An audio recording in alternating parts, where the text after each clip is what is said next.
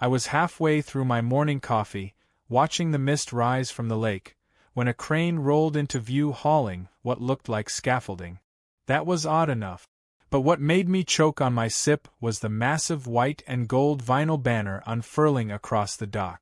It read, "Karen's HOA Summer Gala, starring me," in bold letters that shimmered in the morning light like some kind of royal decree. And beneath it, construction workers were setting up an actual stage. On my dock. My dock that she didn't ask to use, didn't rent, didn't even mention. One guy even had the audacity to wave at me like I was the guest on my own property. Karen stood near the edge, clipboard in hand, barking orders like she was directing a Hollywood shoot. And all I could think was, she has no idea this entire stage is standing on my collapsible design. I built it myself, and one tap from my tablet can drop the whole thing into the water. Ithad started earlier that week when I noticed more foot traffic than usual along the lakeside. I live in a quiet cove just past the HOA's maintained paths, tucked away on a piece of land my grandfather left me. It's not technically inside the HOA's domain, but they still like to pretend it is. The dock was something I'd upgraded myself over the years with my engineering background. Custom floats, retractable platforms, hidden storage, all the little touches someone like Karen would never notice until they failed. I'd seen the HOA newsletters boasting about the upcoming lakeside event, but like always, Karen was vague about the location. It said, Scenic Dock Showcase. I assumed she meant the public landing near the picnic grove. Not this. The gall it took to commandeer someone's private dock without asking would be impressive if it weren't so aggravating. I stormed outside in my slippers and waved both arms at the crew. A foreman blinked at me and gestured toward Karen, who turned with a bright, fake smile and strutted over. Her hair was sprayed into a helmet, and her shirt said Event Queen in sparkly font. I didn't even get to say a word before she launched into her spiel. "Isn't it exciting?" she said, like we were old friends. "This is going to be the event of the summer. And you're so generous for letting us use your dock. Of course, the community is thrilled." She clapped her hands at the last word like I was a volunteer at a bake sale. I cut her off. "I never agreed to this.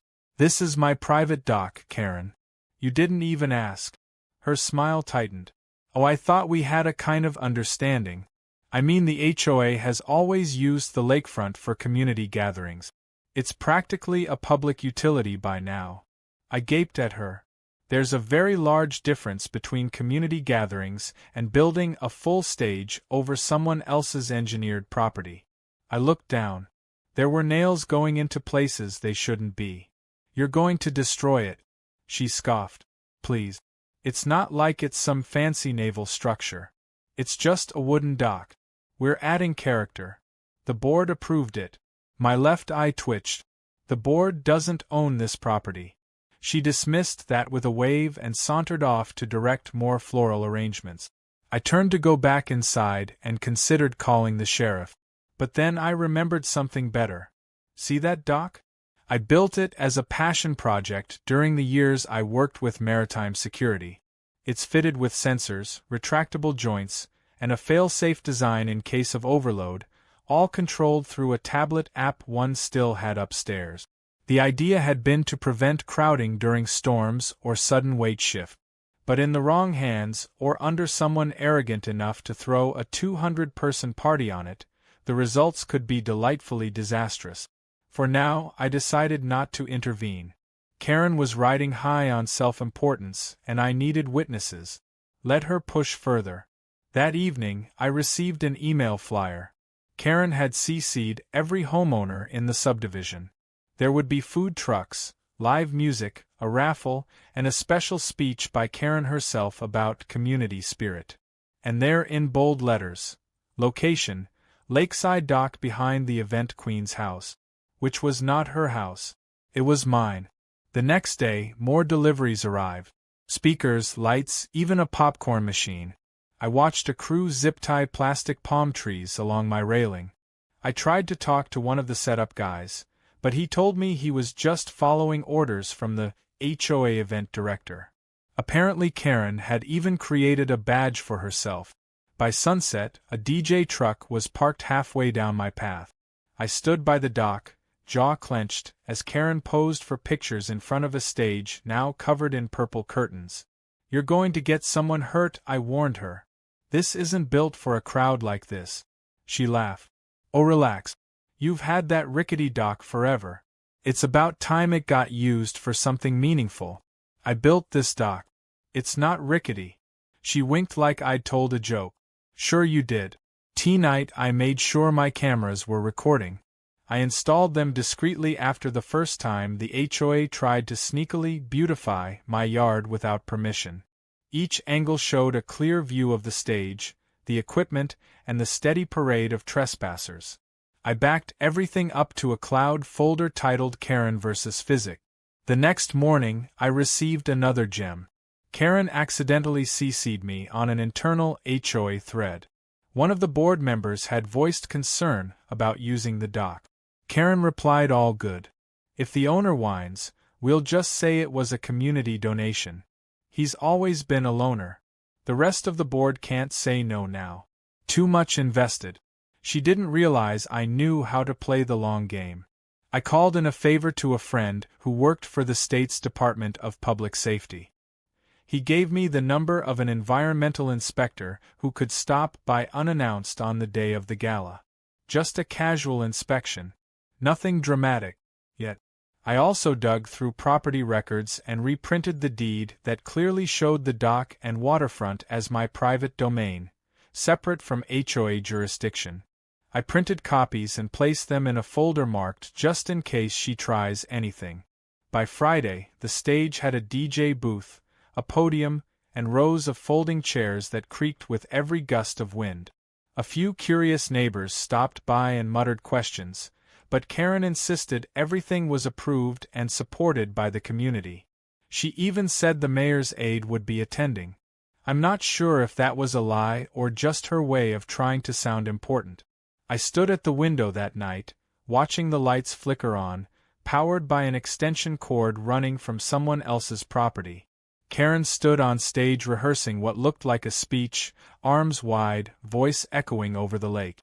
I tapped my tablet and opened the dock control app. The system was armed and functional. The sequence was ready.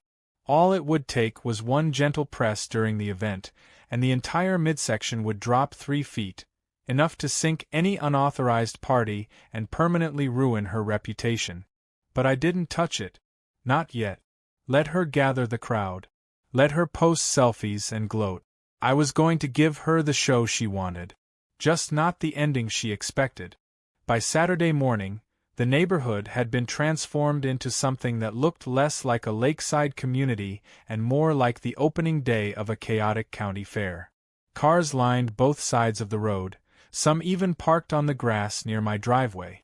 I counted 4 food trucks parked along the edge of the cul-de-sac, with cords snaking across sidewalks and children chasing balloons between clusters of portable toilet. The entire area around my dock was buzzing with activity, none of which I had approved or permitted. The stage now had multiple banners flapping in the breeze, proclaiming things like HOA Unity Celebration and a Karen Creation. Yes, she actually spelled creation with a K. As if her ego hadn't already built a monument to itself, she was now spelling words wrong for branding. I walked the perimeter slowly, taking photos of every vehicle, every misplaced cable, every person stepping foot on my property.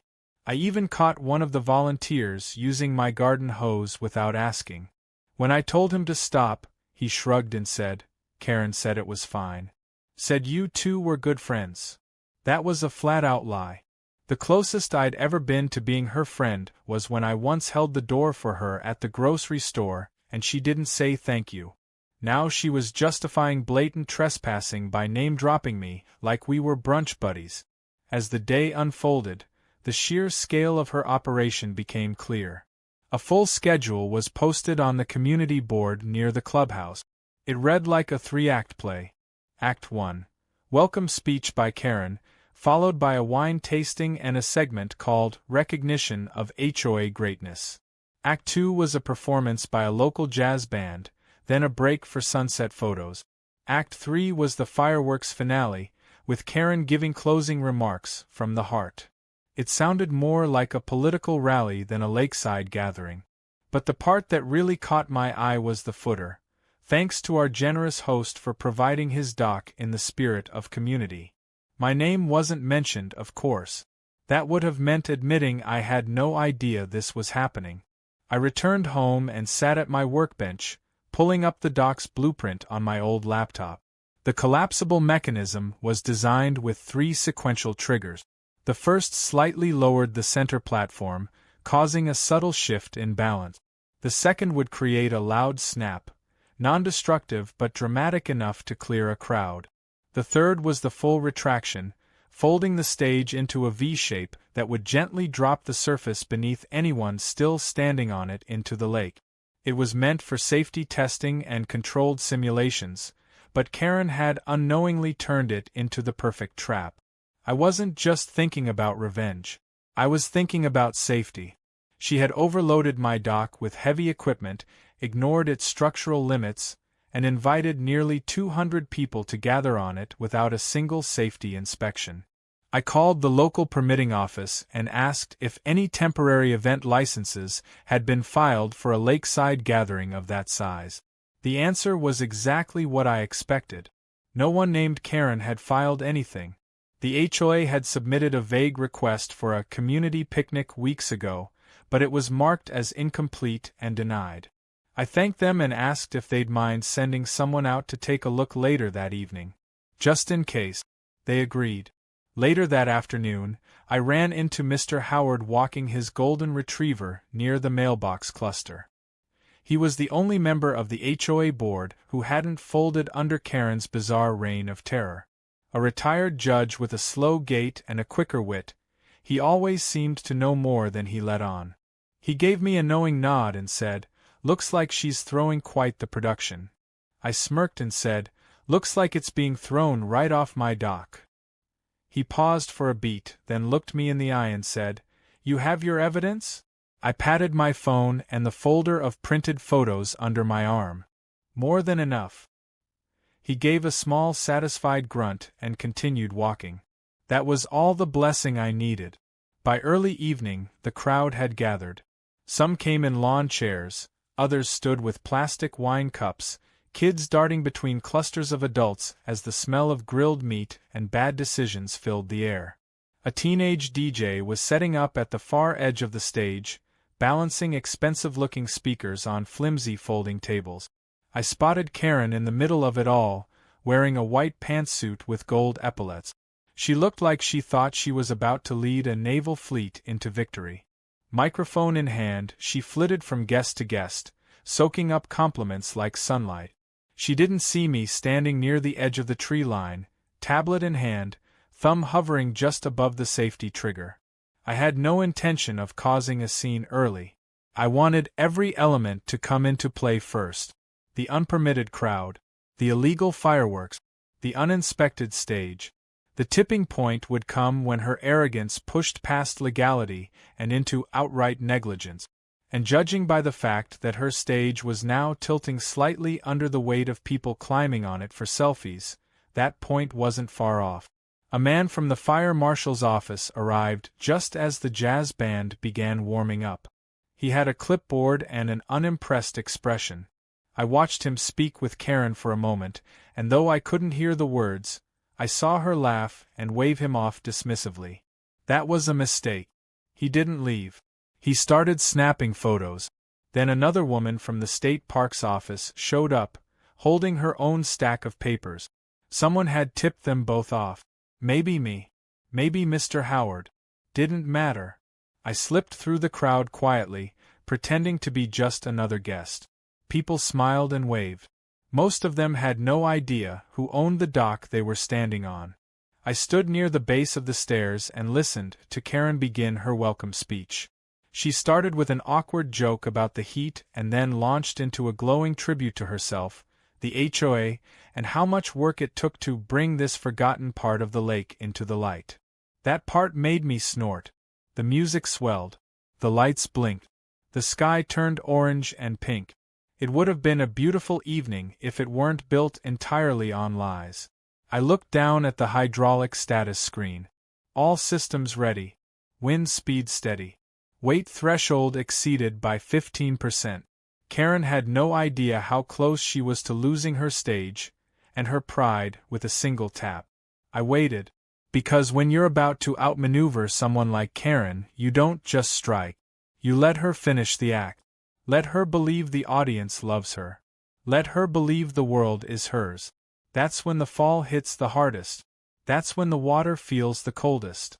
By the time the sky turned a deep orange and the shadows stretched long across the lake, the stage was bustling with nervous performers, overexcited HOA members, and a small jazz quartet tuning their instruments under a canopy of string lights.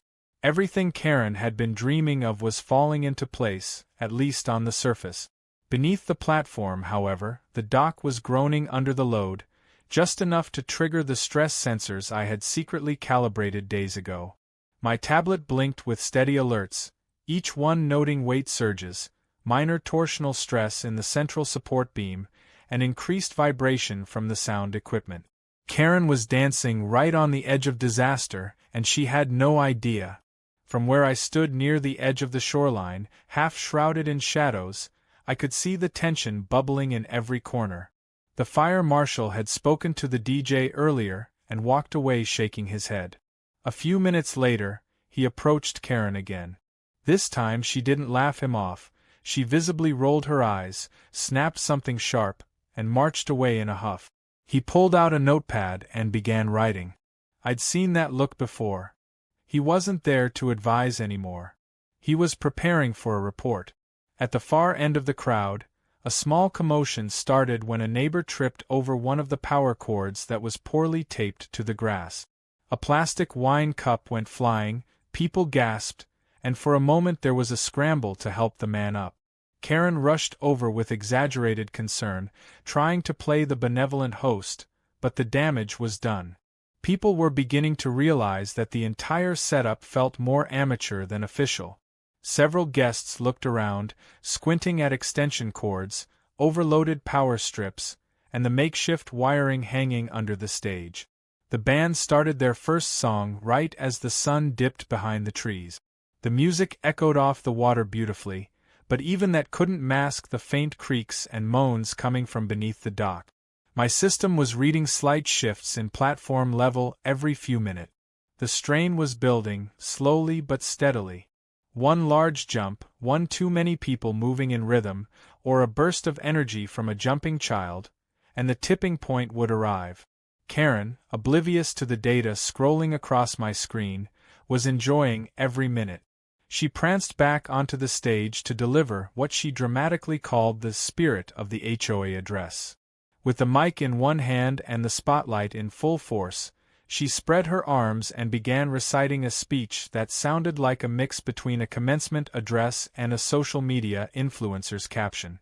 She spoke of community, unity, vision, and how we built this together, with shared sweat and a shared dream. I nearly burst out laughing. The only sweat she ever shed was during a wine sale at the organic market. As she spoke, I noticed someone slowly walking along the edge of the crowd with a camera. It was the environmental officer who'd quietly arrived earlier, observing the fireworks crates stacked near the edge of the dock. He stopped near one of the volunteers and asked something I couldn't hear. The volunteer hesitated, clearly uncomfortable. Then he pointed to Karen. That was all the officer needed.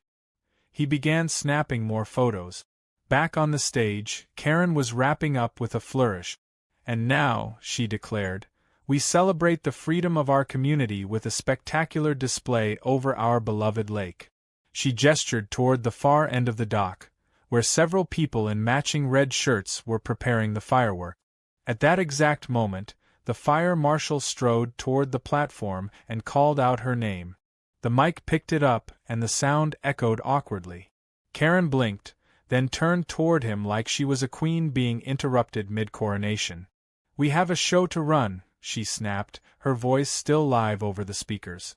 Unless you brought popcorn, you can sit down like the rest of the audience. A few people laughed. Most didn't. The fire marshal walked right past two speakers and handed her a clipboard. From my view, I could see her face pale under the stage lights. Whatever was on that form had finally pierced her shield of arrogance. She tried to push the clipboard away, but he refused. He stepped closer and said something directly to her, quiet but firm. Karen finally took the clipboard, glanced at it, and then tried to smile. "Folks," she said, waving the mic again, "a little delay, nothing serious. Government red tape, you know how it is." It was the most nervous I'd ever seen her. She didn't know it, but the rope was tightening. A moment later, the music stopped. Not from the band, but from the speakers. They cut off mid-song. People murmured, confused. I saw one of the tech kids from earlier pointing frantically at a smoking cable near the base of the generator. Something had overloaded. Probably because they'd chained 3 high-draw systems together on one poorly grounded outlet. I didn't need to interfere. Her own negligence was doing the work for me. Karen left the stage and stalked toward the fireworks crew. She gestured wildly, pointing between the clipboard and the lake. The fire marshal followed her, now joined by the environmental officer. Within minutes, there was a full-on debate happening at the side of the dock, lit by phone flashlights and the last glimmers of sunset. I decided this was the moment. Not the grand finale. Not yet. But a warning. I tapped the button on the tablet that initiated the partial release. It was subtle, designed to shift the center platform by just a few inches. To someone on the stage, it would feel like the dock had just dipped beneath them. A soft wobble. Enough to rattle confidence.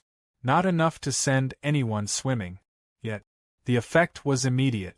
The stage lights flickered. A loud snap echoed as a restraint cable under the middle beam loosened. The band stopped playing. People looked around nervously.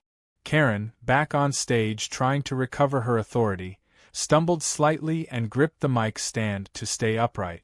She tried to make a joke about the dock settling, but her voice shook. One of the food truck vendors started packing up. Children were pulled back by their parents. Elderly guests started making their way off the dock entirely. A volunteer quietly asked Karen if they should cancel the firework. She responded too loudly into her still live mic, "If I cancel now, I look like a fool." And it echoed again across the lake. That single sentence undid whatever illusion of control she thought she had left. I watched the crowd thin. Not from panic, but from unease. The show wasn't exciting anymore. It was uncomfortable. People sensed something was wrong. Some might not have known what it was, but they didn't want to be standing on a dock that felt like it had a heartbeat. Karen stayed on stage, pacing now, her phone pressed to her ear. She was calling someone. I hoped it was a lawyer. The fire marshal stood nearby, arms folded. The environmental officer made a call of his own. Meanwhile, I checked the system again. The readings were beautiful. Pressure returned to stable. All hydraulics operational. Structural stress relieved slightly by the dispersing crowd. Still, I could see it wouldn't take much now. One final showpiece, one burst of stupidity, and the platform would be pushed past tolerance. The final. The stillness right before the collapse was almost poetic. The lake, which had mirrored the chaos of the evening up until now, suddenly turned glass smooth. The crowd, thinned but still sizable, lingered with a confused energy, like they weren't sure whether to stay for something remarkable or quietly slip away. Karen, who had spent the last half hour trying to juggle a fire marshal, a state environmental officer, and an increasingly irritated jazz band, was now back on stage. Her white pantsuit had lost some of its glamour under the stage lights that flickered erratically. Her voice came through the microphone again, a little too loud, a little too forced, as she tried to rally the crowd one last time. "Friends, neighbors, visionaries of our beautiful HOA community," she bellowed with grandiosity. "I know it's been a bumpy ride, but we're about to close this event with a moment you'll never forget." If only she knew just how true that statement was. She motioned to the volunteers at the end of the dock near the fireworks crates. The fire marshal immediately raised his clipboard again and strode toward them, but Karen blocked him with a dramatic sweep of her arm. "I've worked too hard to have this ruined by bureaucrats," she hissed into the mic, thinking she'd switched it off. She hadn't. The sentence echoed across the dock like a confession in surround sound. The audience reacted with a collective shiver of discomfort. Some laughed nervously. Others started standing up from their folding chairs. A child cried in the background, adding a strange theatrical edge to the whole scene. Karen, now realizing what she'd done, scrambled to regain control. "Let's count down to fireworks, everyone," she shouted quickly, trying to steer the moment into something she could spin. "From 10. Ready?" The volunteers, unsure whether to listen to her or the marshal now barking orders, hovered by the ignition box. I looked at my tablet screen. The stress readings had jumped again. Someone heavy had stepped onto the rear corner platform where most of the crates were stacked. My sensors were detecting an unstable lean in the main centerline. It was too late for words or warnings. Karen had pressed this circus too far. I tapped the button. It started with a sound no one expected. A loud mechanical hiss that cut through the music like a blade. It wasn't a natural sound, not like wood creaking or rope snapping. It was precise, calculated, and strange enough that people froze. The platform beneath the stage shifted downward by nearly 4 inches, then leveled again. The entire dock shuddered like it had just inhaled. Chairs tipped. The drums clattered forward.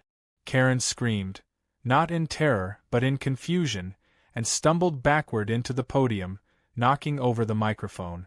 Then came the crack. A sharp metallic pop as one of the folding hinges beneath the central section reached its fail threshold. It wasn't dangerous, not enough to injure anyone, but it was loud, dramatic, and theatrical in all the right ways. The middle of the dock now sagged visibly. The crowd gasped. People ran. One of the fireworks crates rolled sideways and landed with a splash in the water. Someone screamed, "It's collapsing!" And suddenly the entire dock was alive with motion. Karen, ever the queen of denial, grabbed a speaker stand and yelled into it, "Stay calm, stay calm. It's just the old wood, it's fine." But her voice cracked, and the water beneath her was beginning to gurgle as the pressure shifted the flotation panels underneath. A volunteer tried to help her off the stage, only to slip and crash into a folding table, bringing a pyramid of HOA cupcakes with him. At this point, people were shoving to get off the dock. Chairs flew. Drinks spilled. One elderly couple was being helped by their grandchildren over the edge railing to the grass. The DJ had already abandoned his booth, which teetered for a moment before tipping over and plunging into the lake with a satisfying splash and short-circuit fizz. Sparks flew. A scream followed. I pressed the final button. The third sequence was designed as a failsafe, never to be used unless the entire dock needed rapid disassembly in an emergency. It activated the V-split configuration, releasing the center joint and folding the midsection downward like a book opening toward the lake. It happened in one smooth hydraulic motion, and to those on the platform, it must have felt like the world gave out beneath their feet. Karen, still holding the microphone like it could save her, went tumbling backward into the collapsing gap, landing in the shallows with a shriek that was part rage, part disbelief, and completely soaked. The stage, half-folded, listed sideways. Balloons flew. One of the string light strands whipped through the air and snapped. A chorus of screams and splashes followed as a few stragglers slid down the slanted wood, their fancy shoes offering no grip against the wet plank. Several landed in the lake with undignified plop. Karen's carefully curled hair floated above her like a jellyfish. Her wig had come loose. From the edge of the lawn, dozens of phones were now up and recording. This was no longer just a party. This was a full-blown viral catastrophe. The fire marshal stepped onto dry land, shaking his head. "I told her," he muttered, clearly done with the entire scene. The environmental officer had already begun taking statements from the volunteers. The teenager running the speaker system was crying, mostly because his borrowed equipment was now at the bottom of the lake. Meanwhile, Karen tried to stand in knee-deep water, shrieking at everyone to help her, screaming about lawsuits and betrayal. No one listened. The music had stopped, the crowd had fled, and the queen of the HOA was soaked to her bones, flailing in what had once been her big stage moment. I stood quietly by the tree line, phone in one hand, tablet in the other, as the final tilt of the dock gently floated away the last pieces of Karen's decorations. A tinsel-wrapped microphone drifted lazily toward the reed. I took a slow breath and walked toward the chaos. Mr. Howard was already there, speaking to the fire marshal with calm authority. When he saw me approach, he gave me a tiny nod. I handed him a folder. My documentation, timestamps, property deeds, permit checks, and printed emails. Everything Karen had ignored or twisted now neatly packaged and signed. He accepted it without a word, then turned to the authorities. "Gentlemen," he said, "you may want to see this before deciding how to proceed." As the crowd dwindled to a few stunned guests lingering in disbelief, I saw Karen finally get helped out of the water by a volunteer. Her pantsuit was ruined, her eyes were wild, and her ego had clearly been punctured by something she could never patch. She tried pointing at me, yelling something about sabotage and criminal activity, but her voice was drowned out by the fire marshal announcing that the event was officially being shut down pending legal review. The irony wasn't lost on me as I walked back up toward my house. Karen had planned a night of glory, of applause and recognition. She got attention all right, but it wasn't the kind she wanted. She'd built her empire on my dock, my property, without permission. And when it collapsed, literally and figuratively, it took her reputation with it. I didn't need revenge anymore. She'd written the ending herself. I just engineered the timing. By the next morning, the once pristine lakeside was a soggy battlefield of broken chairs, deflated balloons, plastic wine cups, and soggy HOA flyers that had been trampled into the grass. The stage was partially sunken, with one side dipping into the lake and the other twisted at a sharp angle like a broken jaw. Caution tape had been loosely draped around it by the fire marshal's team, though it hardly mattered. No one in their right mind would go near it now. Karen's dream event had turned into a full-blown disaster, and the neighborhood buzzed with rumors, accusations, and video links. Footage from multiple angles had already surfaced online, each clip showing Karen's dramatic fall, the stage collapse, and her furious shrieking as she thrashed around in the water like an angry sea creature. The most viral one had a sarcastic caption across the top: "HOA Queen takes a swim, long live the Dock King." I sat on my back porch with a fresh cup of coffee, scrolling through comments and shares. The story had made it onto a few local news platforms. One headline read, "Unauthorized HOA event ends in collapse. Officials investigating." Another featured a split screen of Karen in her soaked pantsuit on one side and a close-up of my hydraulic dock system on the other, labeled, "Who really owns the lake?" The public sentiment wasn't subtle. Most commenters were roasting Karen, calling her out for entitlement, hubris, and straight-up stupidity. Some demanded her removal from the HOA board. A few were even sharing screenshots of her previous HOA memos, digging into her track record like it was a scandal waiting to explode. Meanwhile, the legal pieces started falling into place. The fire marshal submitted his official report within 48 hours, stating that the event had violated multiple safety codes, lacked permits, and posed significant risks to public welfare. The environmental officer filed a separate complaint about the improper storage and handling of fireworks near a protected shoreline. A full box of unused fireworks had been found waterlogged and split open under a bush. Worse, the volunteer who admitted to faking a permit application ended up confessing that Karen had pressured him into it. He didn't want to lose his community service credit for school, so he went along with her plan. That statement alone was enough to trigger formal HOA oversight. Mr. Howard, calm and efficient as always, called an emergency board meeting 3 days after the incident. It was supposed to be held at the HOA clubhouse, but when Karen showed up, the doors were locked.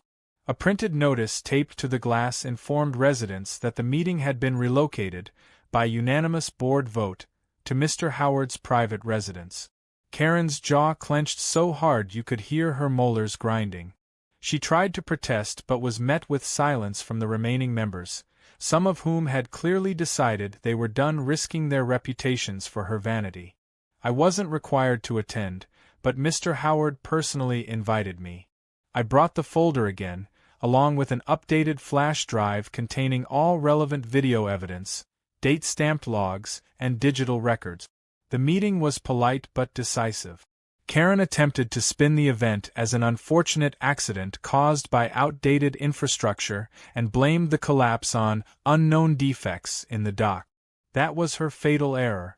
Mr. Howard turned to me and asked if I'd care to explain my qualifications. I did, briefly and with precision.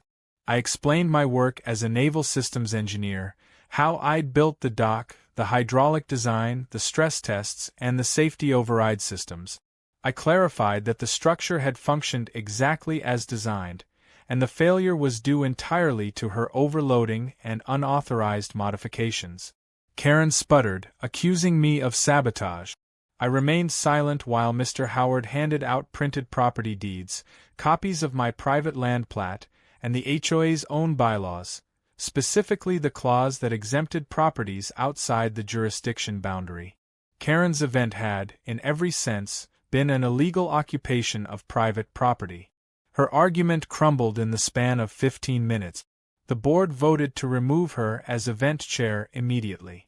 Then, in a rare moment of full accountability, they also voted to suspend her membership pending the results of the investigation. Karen left without saying a word. For someone who had always spoken the loudest at every meeting, her silence was stunning. Within a week, she put her house on the market. A quiet listing. No public sign. Just a desperate attempt to disappear before the HOA filed an insurance claim and the city decided whether criminal negligence applied.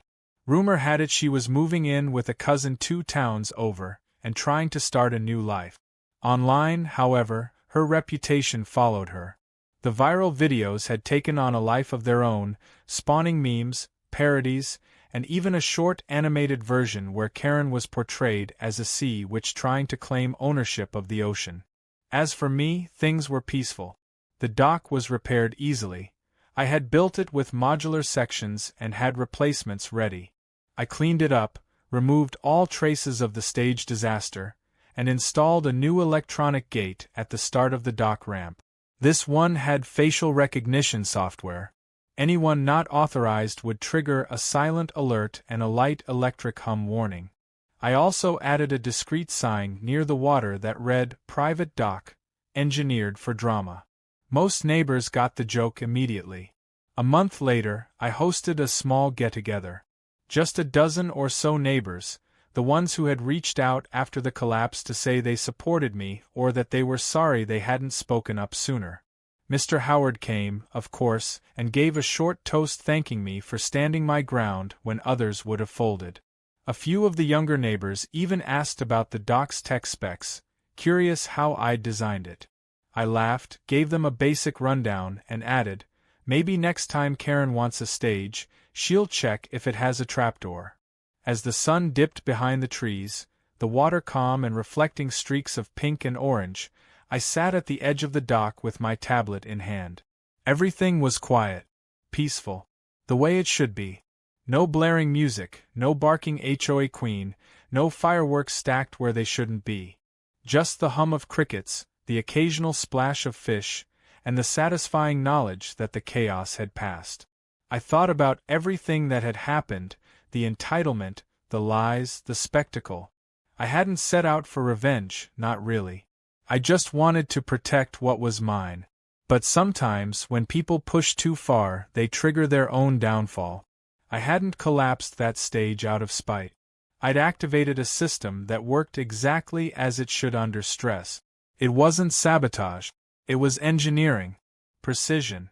Control. The irony that Karen fell victim to something she never respected, a system she thought she could bend to her will, wasn't lost on me.